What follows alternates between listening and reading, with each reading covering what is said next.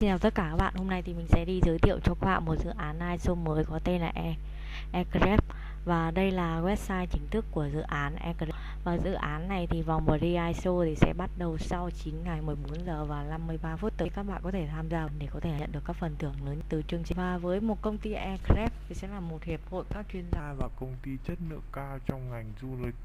Chúng tôi đại diện cho nhiệm vụ của chúng tôi về công đoàn các chuyên gia trên toàn thế giới và đem lại cho du lịch kinh nghiệm và sức mạnh blockchain của chúng tôi. Và nền tảng duy nhất của chúng tôi sẽ cho phép thanh toán bằng hơn 30 loại tiền tệ, bao gồm cả tiền điện tử. Và dưới đây là một số các tài liệu các bạn có thể download về, như là một máy nhắn tin hoặc là giấy trắng. Thì phiên bản wallpaper giấy trắng này sẽ sắp được ra mắt, và nền tảng demo sắp được ra mắt. Và với công ty Aircraft thì sẽ được thiết kế để mà giải quyết các vấn đề tài chính và du lịch như là gian lận, phí lại, đăng ký trước, sai sót đặt chỗ và chất lượng dịch vụ nhà cung cấp thấp. Và chúng tôi tin rằng việc thu thập và cập nhật các thông tin trong một lần hệ thống kết nối sẽ giúp cả khách hàng và đối tác của mạng để mà tránh các vấn đề. Và máy bay sẽ nhằm mục đích đảm bảo rằng mỗi giao dịch cho mỗi đặt phòng và vé là giá vé, và sẽ không cho khách hàng nào bị lừa dối. Đây là một số các tính năng và đặc điểm của dự án này. Về chuyến bay thì cách nhanh nhất và thoải mái nhất là để đi du lịch và là bằng máy bay và tận hưởng mức độ tuyệt vời của dịch vụ. Và ô tô thì sẽ là đi xe trong một chiếc xe đáng tin cậy và nhanh chóng, được cung cấp bởi các đối tác của chúng tôi trong tiền thuê xe. Khách sạn thì sẽ làm quen với các khách sạn tốt nhất trên toàn thế giới, với các dịch vụ tuyệt vời trong mọi thứ từ vị trí đến ẩm thực, và nhiều tiện nghi như là spa và các phòng tập thể dục. Về sự kiện thì sẽ tìm hiểu văn hóa độc đáo của những địa điểm mới, những thưởng thức ẩm thực của các dân tộc khác nhau, và tham gia vào các lễ hội hấp dẫn.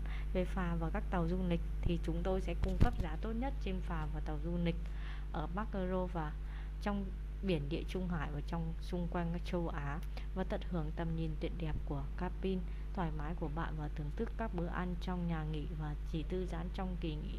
Và hơn 500 chuyến du lịch trên biển sẽ có sẵn để mà đặt vé. Về bảo hiểm thì sẽ không có gì có thể làm lu mờ hành trình của bạn. Nếu mà nó được chuẩn bị với các chuyên gia, chúng tôi sẽ chăm sóc bảo hiểm nhân thọ và hành lý của bạn trong suốt chuyến đi.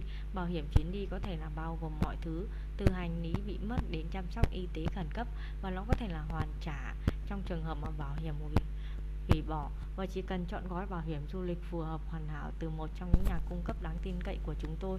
Về mã thông báo của Aircraft thì sẽ là mã thông báo máy bay hoạt động giống như là một chiếc khiên cho hệ thống thanh toán, bảo vệ ví tiền của bạn, thông tin và giao dịch.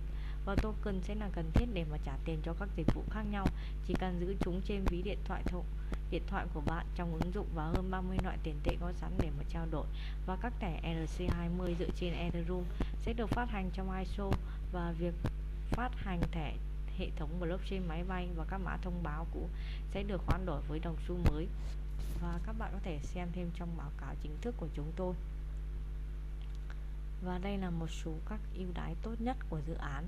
Với việc cung cấp giá tốt nhất phụ thuộc vào các loại tiền tệ chọn lọc, hoặc là cung cấp các dịch vụ du lịch phức tạp hơn trên các trang web được biên soạn bởi các đại lý du lịch tốt nhất của chúng tôi. Và mỗi khách hàng sẽ nhận được những ưu điểm mà anh mong muốn. Và nếu mà bạn cầm một hộ tống đầy đủ của chuyến đi của bạn, và bạn sẽ được chỉ định một đại lý cá nhân, những người mà sẽ theo dõi sự an toàn và bảo trì cao trong suốt hành trình của bạn.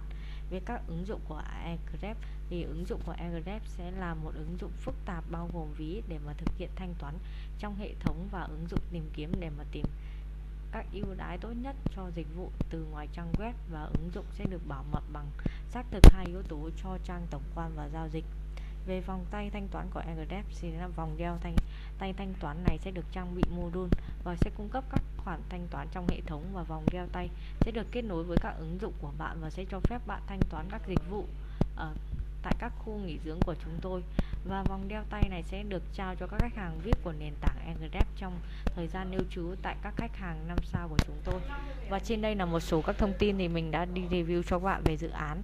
Cảm ơn các bạn lắng nghe video của mình. Xin chào và hẹn gặp lại.